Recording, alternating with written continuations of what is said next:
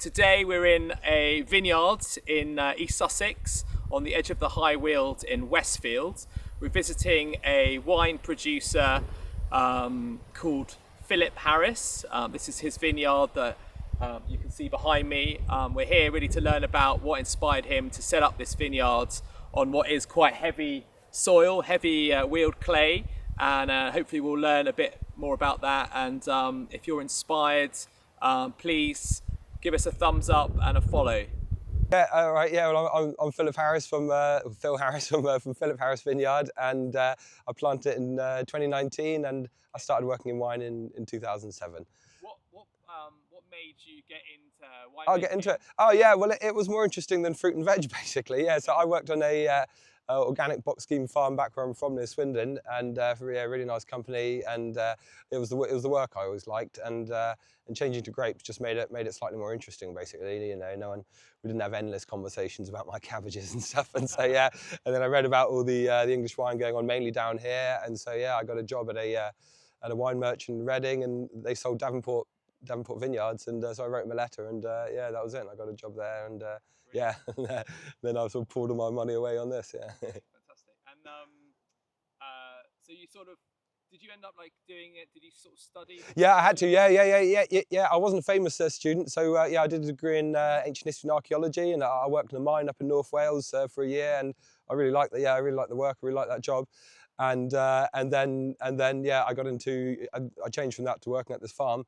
And yeah, I had to go back to university. Yeah, as I said, not the world's greatest student, but yeah, I liked the work, and luckily I could go to Plumpton College for 2 days a week, and then I worked for Will for 3 days a week, and yeah, and off we went. Yeah. So when did you plant these? So these are 2019, yeah, and so now what are we? 2026, and so this is what the seventh or eighth year, and you know, they're still not quite at full size, so it takes a while to get going.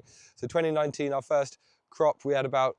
Wasn't much. It was about 350 bottles from 2022, and then 23 there were 3,500 bottles, and eventually we'll go up to 7,000. I limit that. You know, we could produce more like 10 or something like that, but yeah, I limit it for quality. Yeah. And what's the size here? Is it two? Oh right, yeah, yeah, it's 2 hectares. Yeah, 2 hectares. Yeah. Yeah. The actual planted bits are 3.5 acres, and yeah, and I basically look to get close to 2 bottles of wine, basically. Yeah. And how did you know this site would suit? Oh right, yeah, yeah. Well, you know, people talk about being too close to the sea. You know, so it is windy here. That helps with disease because we're organic. It helps keep the disease down. It helps. You know, we're a bit more frost resistant. Not totally. We lost 30% this year, 35% of the frost, but yeah, no, it was a mixture. It was a mixture of getting a really good site, and then also somewhere where we wanted to live as well. You know, I've got a young family, and yeah, we looked around. I was living in Brighton and commuting to Davenport, and yeah, and we found it down here, and yeah, it's south facing. It drains well, and yeah. It's still got a while to go. There's still a fair amount I can do with the soil, but yeah. So the soil here, what is it like Weald and clay? Yeah, it's Weald and clay, most of it.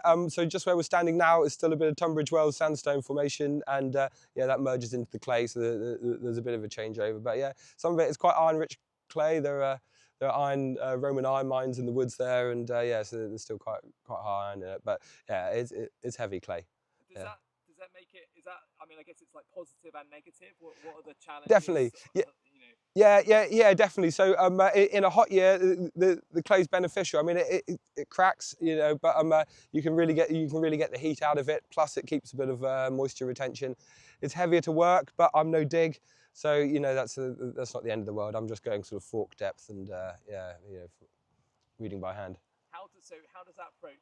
How does your kind of organic, no till, no dig approach differ to kind of like most conventional?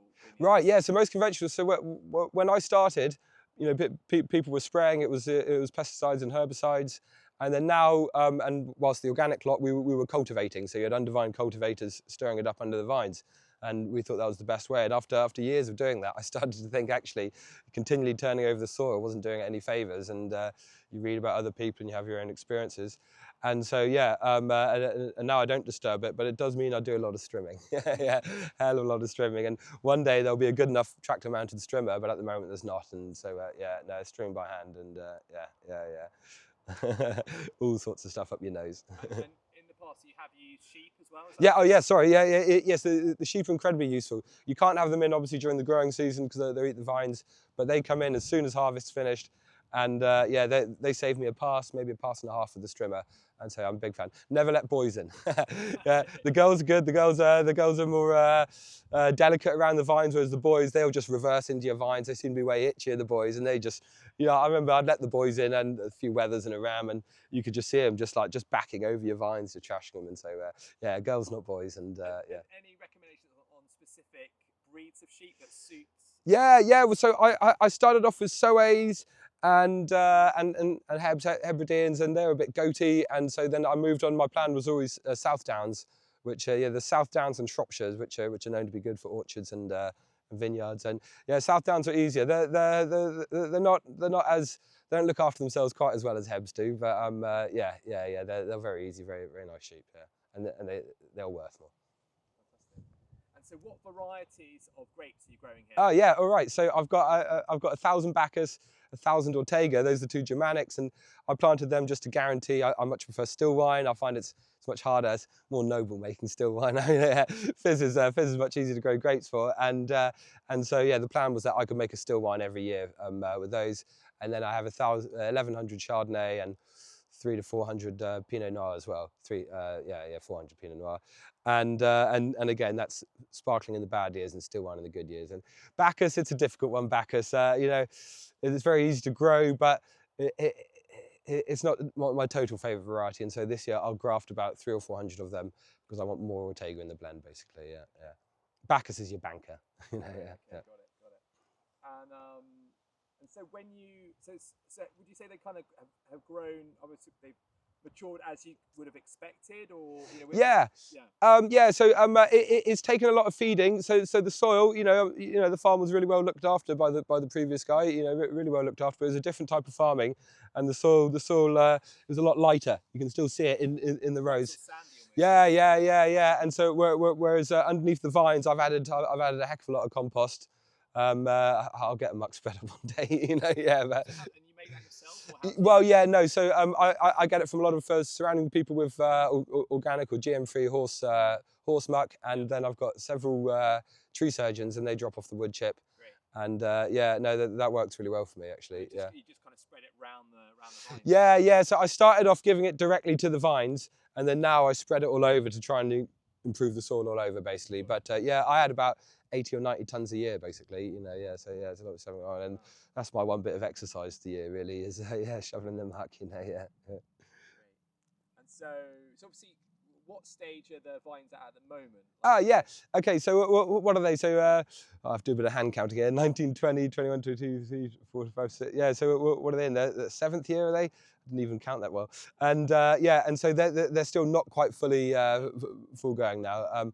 I'll get about, if there hadn't been a frost, I'd have about 5,000 bottle this year, and then next year they'll be fully grown. And so, you know, it's a long time. I've had to keep up my, you know, I kept my other job at Davenport's for a long time to support me, and so yeah, it's a long time to get going.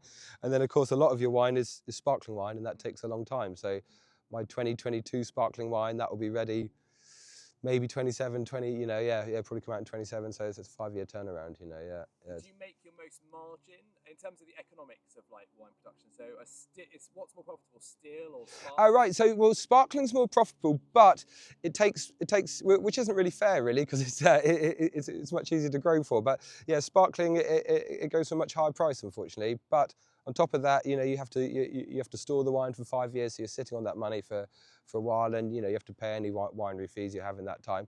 However, still wine, even though we're much better known for sparkling wine, still wine far outsells sparkling wine. It's much to do, and again, it's shelf space. You know, there are some really big, famous sparkling wine producers, and so, you know, being able to squeeze into that shelf is, I think a lot of people find it quite hard, actually, unfortunately.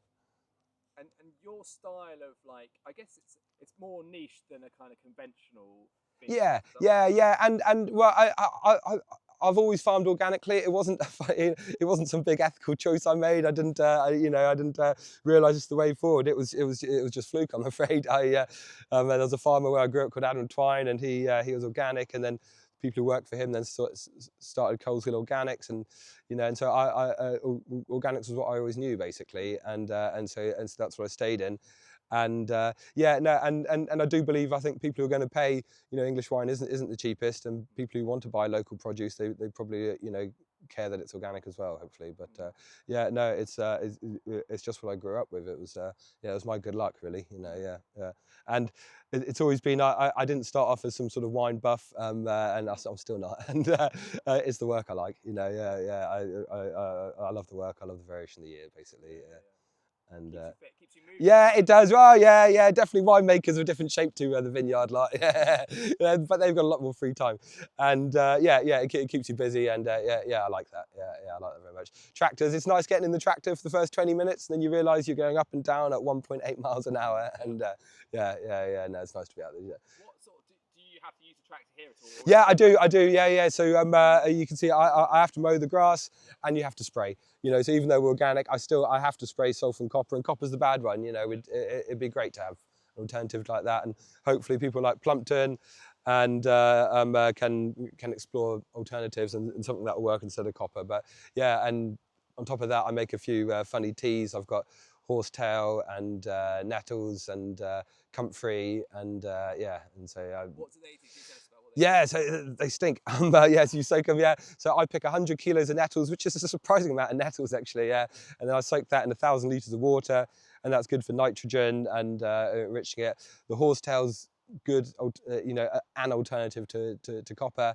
And again, the comfrey's another feed. But yeah, no, they smell pretty high, actually. Yeah, there's other things which I'm interested in working in with willow as well, and yeah, there's a few other things. But unfortunately, yeah, you have to spray sulphur and copper so far, and yeah. And that's mainly for like to combat like mildew. Yeah, absolutely, yeah, yeah. So you've got powdery mildew, which is sulphur, and you've got downy mildew, which is copper. And we have them because we went and invaded America, basically, all those years ago. And whilst we were giving all the people all these terrible diseases, then the plants we brought back from there, they were resistant to these diseases, but they spread them to and it wiped out all the vines in Europe until they worked out about the sulphur and copper, yeah, and phylloxera as well, and yeah. And so yeah. I mean yeah, yeah. So yeah, no, it's unfortunate. Yeah, yeah. It's the one shame of it, and it stinks. There's no matter how much you wash, you still wake up in the morning smelling of sulphur. Yeah. And so you do the whole process because you're Yep. You're a grape grower and a winemaker. Yeah. I do it all, and that was a large part of my plan was not to employ anyone, actually. And that would save the money, and yeah, and I could do it all. I get huge amounts of help from Will Davenport in the winery who I worked for all those years. But yeah, I do it all. Yeah, but I'm definitely more vineyard. Yeah. I'm not quite refined enough to do. But yeah, I do it all. Yeah. And your style of wine making, then, like you make, kind of more. I don't know if they're called like sort of the trendier, the sort of natural wine. Yeah, absolutely. Yeah. So my wine counts. I mean, natural wine's a funny term. It's not an official term. There are no exact regulations to it or rules. A bit like craft beer or something like that. But yeah, so my wine counts as natural wine. I do add a little bit of sulphur because I don't want it to oxidize. But at the same time, my wine doesn't normally taste natural. It's clear, it tastes clean, and that's how I want to make it. And so yeah, I very much believe in the natural processing, but yeah, I want it to taste like a normal wine. Sometimes I feel there's a bit of a ceiling on natural wine, yeah, and I don't want it to be stopped by that. It gets almost too funky. Yeah, it can get too funky, yeah, and sometimes, and I like it. I mean, the natural wine scene in England has been such a breath of fresh air. I'm so pleased it's turned up. There's all these really nice people doing it. Not like a lot of maybe the old guard of English wine. A whole new load of young people with different ideas, and yeah, a different sort of person. But yeah, it can be sometimes the wine can be a little bit like the emperor's new clothes, yeah, and it's not always, yeah, it can be 30 quid, and sometimes it can taste quite like cowpat, yeah. But other times it can be beautiful. But well, what's for sure is that there's a whole scene of natural wine produced in England, and they're great. You know, yeah, really nice bunch of people. Yeah, yeah. And are you finding young people are embracing, your wines, or who's your audience? Would you Yeah, say? Yeah. well, I was surprised actually. A lot of them are hipsters in London or St Leonard's or Brighton, and yeah, I like them. I never knew much about it, and it's quite nice having a movement where they've got their own food and diet, haven't they? Like punks didn't have like particular food, did they? You know, yeah, or I don't know what, rock and rollers, whatever. Yeah, but natural wine it's brought about this whole culture of being interested in locally produced food, and so yeah, no, I'm really grateful for them, and yeah, I'm surprised so many young people are embracing it and really like it, and they're willing to spend it and they're interested. Yeah, yeah. Yeah, it must be nice going into like a restaurant or a wine bar in St Leonard's and your stuff, being on Yeah, the shelf. yeah, Right? yeah. It is nice. Sometimes I'm a little bashful about it. In fact, I went for this meeting the other day, and the guy's like, "Oh, I've got a nice bottle of wine. Can I have a glass of this?" I was like, "Oh, Jesus Christ, it's mine." Yeah, I went and got a beer. I think, yeah. But yeah, I love it. Yeah. I love it. It's it's a real treat. Yeah. No, it's nice. And maybe you get treated slightly better than you deserve. It's no different from making cider, but they just look at me with gut rot or something like that if I made cider. No, it's a really nice scene. Yeah, really nice scene. Yeah, and no, I'm really glad for it. Yeah, really glad for it. Yeah. So what would you recommend? So if people were to kind of like buy one of your wines, Oh yeah, yeah. What would you recommend they try? Oh right, yeah. Well, I mean, my sort of classic house wine is my still wine made out of the Bacchus and the Ortega, and again, it's made naturally, we're organic, blah blah blah. But it tastes like a normal wine, yeah. And generally, I find everyone likes that. It's a really nice, easy to like wine, and I was really lucky to get. Quentin Blake did the label for, he did it for free. I've never met him. He's just clearly a really nice man. We wrote to him, yeah, and so yeah, no, it's I'd go for that. I make a much more natural tasting Col Fonde, and then there's the sparkling wine, so champagne style to come. But yeah, Bacchus Ortega, yeah, no, you can't go wrong. Yeah. And no red wines here, I take it? No, not yet. No, in a really, really good year, maybe I'll make a barrel of red wine. But I'm a little wary of English red wine. Yeah, it's still got a long way to come. Yeah. I'm sure there are good ones, but it's often 30 quid, and yeah, it's a tougher ask. Yeah, to get it. Yeah. And are you not on any like wine trails or anything? Oh Like yeah, that? yeah. I'm not actually. Yeah, I'm quite. Yeah, I could be better organised. I spend all my time out here, and then the rest of the time running after my kids. And yeah, one day I'll sit down and do better at the promotion and that sort of things. Yeah, but yeah, get in touch. I have a website. Get in touch, and yeah, no, I can do tours. Yeah. Fantastic. And the wine sort of sells itself. You're not having to do like Yeah. By and large, yeah. I mean, yeah. Again, I could when I have some time, yeah, it'd be nice to get out and around. But luckily, I've got a really good merchant. I've got a merchant called Le Cave de Perrenne, and they buy a large wedge of it. And the best way of marketing your wines is to have a company like that, and they get it in all these great restaurants and bars. And then once people are there, they try it, and then they look you up, and then they come and buy it off you or something like that. But yeah. No, Instagram. Someone said the other day, they're like, right, you need to do one post a day. No more, but just one post a day. I was like, oh hell, like a couple of months or something like that. Yeah, but yeah. I'll get there. Next year, I'll be all over it. Great. And what's like 5-year plan? You got like a 5-year plan? Oh yeah, world domination, of course. Yeah. It's a 5-year plan. So for in a couple of years' time, once we're at full size, and then I'll be able to see if I'm selling all of that wine. So far, it all sells, luckily. And so in a couple of years' time, if we're selling 7,000, then I'll plant a little bit more. I'll plant another 1,000 vines or something like that, and then that would be enough. It's really important for me. I want to be able to do all the right jobs at the right time. Just like everyone else, you do it just a particular way. And so, yeah, it's important to be able to get those jobs done at the right time to make it worth it. The wines, my wine's 24 quid. It's got to be worth it. You don't want someone to be disappointed. And so, I've got to make sure I can give them all the right amount of attention. And yeah, I'll have to employ someone then. And it's funny. Because it's apart from this year, because it's me who does all the work here, and I think, well, no one can leaf strip like me. No one can straighten shoots like me. And then you go past, you're like, oh, who did that? And you're like, oh, it was me, wasn't it? Yeah. So yeah, maybe other people can. So obviously a lot of vineyards have scaled up. Yes. In the UK. Yeah. And so I guess there's this theory in farming and food production that like by scaling up, you have economies of scale and it's more profitable. But that's not necessarily the case, is it? No, I don't think so. I mean, I know there are a lot of big vineyards struggling and they're keen to sell. Often a lot of it's not common knowledge. But yeah, once you scale up, then you've got much bigger marketing budgets. You have to employ people to do marketing, and so yeah, you do have a lot more costs come into that. Whereas hopefully at my size, I can make more than good enough amount of money, basically. Hopefully, and I don't have to get too much into those sides of things. It'll be enough that I can sell without having to. Yeah. So yeah, no, unfortunately, in the next few years, we're producing more than we sell in England, and yeah, I think it will be tough for a few people, and that will be the bigger ones largely. Yeah. Interesting. And so, do you think there will be more people like piling in or getting involved in?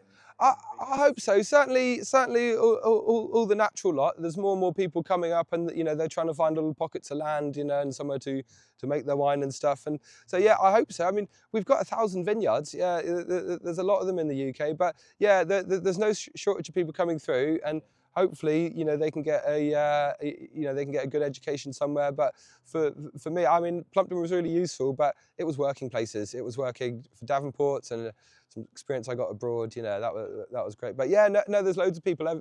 Every month I meet someone new who's doing really exciting stuff. I thought, oh, I'd never thought of that. Yeah. So yeah, no, there's a lot of people, a lot of good people coming in, I think. Yeah. And so you think there are opportunities for other new like entrants in the High Weald even? Yeah. I guess the climate is going more in it suits. It does, unfortunately. Yeah. Miserable as it is. Yeah.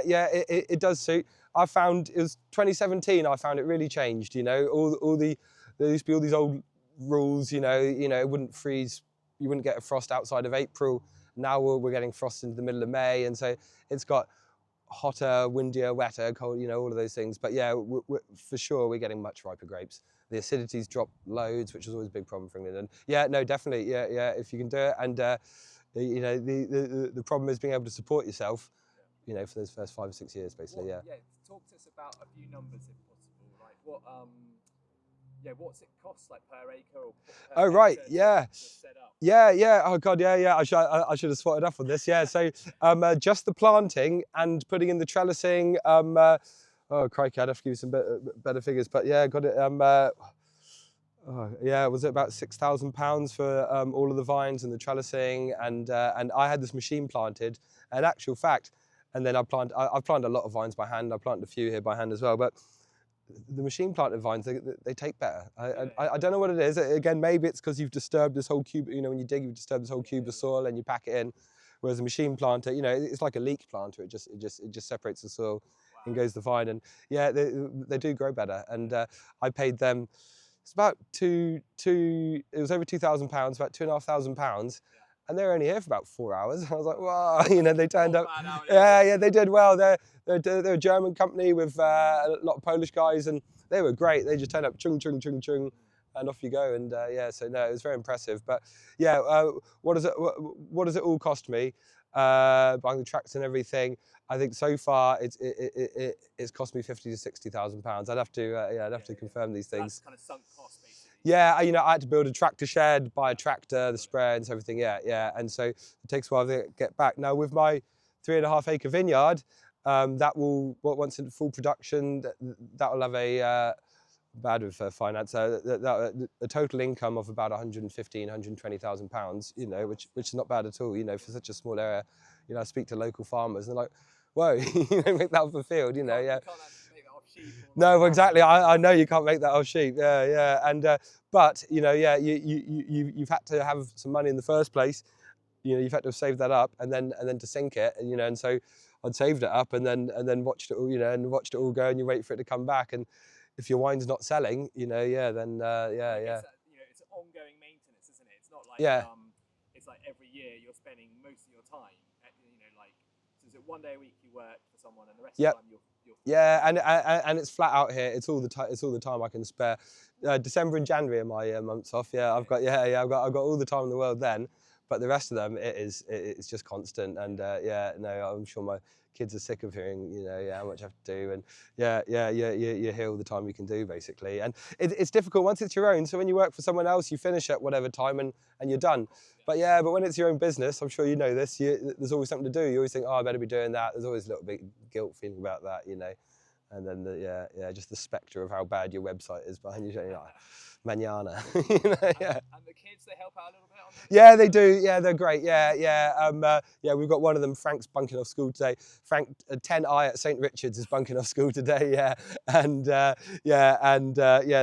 a great help. And harvest is a real treat. You get all your friends and neighbours in, and we pick the grapes. I pay them in ice cream and sausage rolls, and that's really nice. It's really nice. Well, how long does it take to pick? Oh right, oh it's pretty quick, yeah. So again, they're all ripen at different times, and so we pick them at I don't know. I mean, we're not picking for more than 4 hours or something like that. You know, yeah. We get the picking done. We all eat some nice food, and I take the grapes off, and they stay and have a better time. I think, you know, yeah. I go off and squish all the grapes. And harvesting is typically like sort of end of September. Yeah. So again, it varies on the variety, and again with global warming, it's getting sooner. But yeah, we'll start this year. It could be early. It could be about 10th of September, and then it can go all the way right back to the end of October, basically. Yeah. Harvest is a great time. I mean, I say how good the kids are and how much they help, but they help when it's nice. You know, yeah. But no, they're a great help, and you know, it's going to be theirs one day. You know, yeah, they can do what they like with it then. You know, yeah. But that's all I've got to do is pass that over to them. Yeah. Yeah, lovely. And any top tips for any like budding vineyard entrepreneurs? Like, oh yeah. Go and do some work. You know, it's really good fun. Go and do a harvest abroad. You know, I had some of the best times in my wine career was working abroad for people. Go and work for as many people as possible, and see if you like it. But it's really good fun. You know, and you can do a harvest in the southern hemisphere in March, and then March, February, and then one in the northern hemisphere in September, October. You know, you can have go out and work. Go out and work. See if you like it. Yeah, it's the work I liked, and then if you really want to, I'm glad I did a degree, but yeah, it was the work that that showed me I really liked it. Yeah. And if you've got say if you're a farmer watching this and you've got a south-facing slope, what characteristics would make a good candidate? Oh yeah, all right, yeah. So you want it to drain well. You don't want it too windy. You know, the wind, the more the leaves shake, the less they photosynthesize, and then frost. Have a look. See if it freezes in April, in May, and that's a big. That can be a big problem for people. So if but you're surrounded by woodland or trees, that'd be amazing. Yeah, it'd be fantastic. And preferably you want to be, I'd say, 60 to 80 meters elevation. That will keep you, so 80 meters, that will keep you safe from frost. And south facing is a big difference. You get an extra 14% sort of reflection. And But no, if you want to get into wine, send us an email. It's all I know about.